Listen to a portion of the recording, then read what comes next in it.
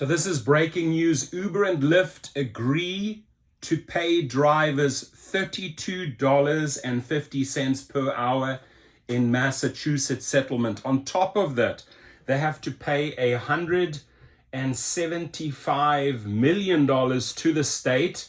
A lot of that money will go back to the drivers. So people in Massachusetts, drivers at least, should be expecting a check. They put their foot down here and they said enough is enough. So Uber and Lyft got away with those shenanigans in California.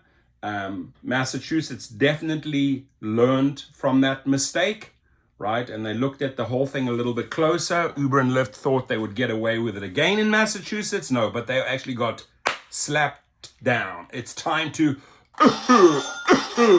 cough up. It's a lot of money, $175 million. Now, when I read this, $32.50 per hour, that should be everywhere, ladies and gentlemen. That should be guaranteed in every city, every state, nationally and internationally. Unfortunately, you have to fight for it. You have to bring the battle to them if you want to achieve those numbers, right? So let's dive straight in. Boston, drivers for Uber and Lyft will earn a minimum pay standard of $32.50 per hour under a settlement announced Thursday by Massachusetts Attorney General Andrea Campbell, in a deal that also includes a suite of benefits and protections. Good. So that to me sounds like a victory to drivers, especially when they send out those notifications. Oh, in LA you can earn $22, including tips and including surges, right? So 32 sounds reasonable here. The two companies will also be required to pay a combined $175 million to the state to resolve allegations that the companies violated Massachusetts wage and hour laws, a substantial majority of which will be distributed to current and former drivers. So they'll have some formula working out exactly how much you get. Maybe you get $60, $100, who knows? Campbell said the settlement resolves her office's years-long litigation against the two companies and stops the threat of their attempt to rewrite state employment law by a proposed 2024 ballot initiative, right? They wanted to bring that on the ballot. The question would have resulted in drivers receiving inadequate protections and an earnings standard that would not guarantee minimum wage, she said. So the strange thing here, how does this play out on the stock exchange? Well, actually, Uber and Lyft stocks went up, right? Because they got this issue resolved. They don't like uncertainties. They like saying, okay, so what? They pay $175, not much money to these investors. It's resolved, stock goes back up. For years, these companies have underpaid their drivers and denied them basic benefits, Campbell said. And that's not Harry Campbell from the Rideshare, right? That's the lady, the Massachusetts Attorney General, Andrea Campbell, not to be confused with Harry Campbell, the Rideshare guy. So for years, these companies have underpaid their drivers and denied them basic benefits, Campbell said in a written statement. Today's agreement holds Uber and Lyft accountable and provides their drivers, for the very first time in Massachusetts, guaranteed minimum pay, paid sick leave, occupational accident insurance, and health care stipends. We need to fight for the same, my friends. So this sounds like, honestly, when you achieve that, right? When you achieve that and you remain an independent contractor, I think that's really what Uber and Lyft fought for, right? They didn't want that they wanted that, they don't want that employer-employee label. They want the independent contractor. But if you look at this, and drivers in Massachusetts are still called independent contractors, plus the guaranteed minimum pay, paid sick leave, occupational accident insurance, and healthcare stipends. My friend, that is what I call the hybrid, right? I've been preaching this years and years and years since the California days. Before the vote even came out, I was talking about the hybrid. This year is about as close as you can get to the hybrid model. Democratic Governor Maura Healey said the settlement delivers historic wages and benefits to the wrongs of the past and ensure drivers are paid fairly going forward. Well done, Massachusetts. Well done. Everyone, give them a shout out, congratulate them. Now let's duplicate that in every state. If they did it, you can do it in Florida. You can do it in Texas, right? In a statement, Lyft said the agreement resolves a lawsuit that recently went to trial and avoids the need for a ballot initiative campaign this November. That's what they were worried about.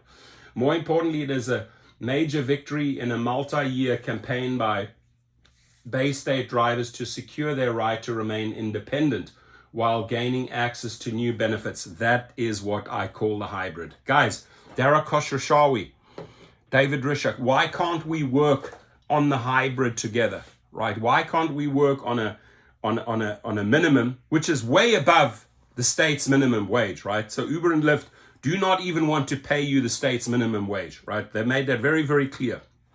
Here, this is way above the minimum wage, plus you have these other extras built in. Again, I call it the hybrid. In taking this opportunity, we resolved historical liabilities by constructing a new operating model, thank you, hybrid, that balances both flexibility and benefits, the company said. This allows both Uber and Massachusetts to move forward in a way that reflects what drivers want and demonstrates to other states what's possible to achieve. It's easy for the company after years and years and years and years of legal battles. Remember, why did they fight for years? Because they didn't want to pay this. This is sort of a settlement because they're afraid to go to that ballot initiative, right? Because they get knocked down there. So this is not a victory for Uber and Lyft. This is a compromise, but they are selling it as a victory. They are selling it as, oh, we did all of this for the drivers. No, you didn't. You fought them tooth and nail. Let's not forget that. You fought them tooth and nail in court. The companies were pushing a ballot question that would classify drivers as independent contractors eligible for some benefits, but Campbell said the settlement stops the threat of the ballot question. A competing ballot question seeks to give drivers the right to unionize in Massachusetts. They do not want drivers to unionize in Massachusetts. So Uber and Lyft cleverly avoided that collision right there, that unionizing. Drivers will now earn 1 hour of sick day pay for every 30 hours worked, up to a maximum of 40 hours per year as part of the agreement. Uber and Lyft must update their driver applications so drivers are able to view and claim their sick leave directly in the app. Drivers will also receive a stipend to buy into the state's paid family and medical leave program, right? Under the deal, Uber and Lyft will also allow drivers to pool together their hours driving for the two companies to obtain access to health insurance stipend. Anyone who drives for more than 15 hours per week for either or both companies will be able to earn a health insurance stipend to pay for a plan on the Massachusetts Health Connector. I like that the fact that the Uber and Lyft hours can be pooled, right? They can actually be added. So if you're doing 15 there, 7 there, 22 hours, boom, the 22 hours count. Drivers will be eligible for occupational accident insurance paid by the companies for up to $1 million in coverage for work-related injuries. The agreement also requires the companies to provide drivers with key information about the length of a trip, the destination, and expected earnings. This should be a given in every city, right? If you want to get the ball rolling, get this lawsuit, right? What did Massachusetts sue for? Get it going in every single state. The companies are barred from discriminating against drivers based on race, religion, national origin, sex, sexual orientation, gender identity, disability, or other protected identities, and can retaliate and cannot retaliate against drivers who have filed a complaint about the companies with the Attorney General's office. The deal also requires the companies to provide drivers in-app chat support with a live person in English, Spanish, Portuguese, and French, and must provide drivers with information about why they have been deactivated and create an appeals process. Wow. So, lot of good things in here, right? Lot of great ways to show us the path forward. Maybe this is the roadmap.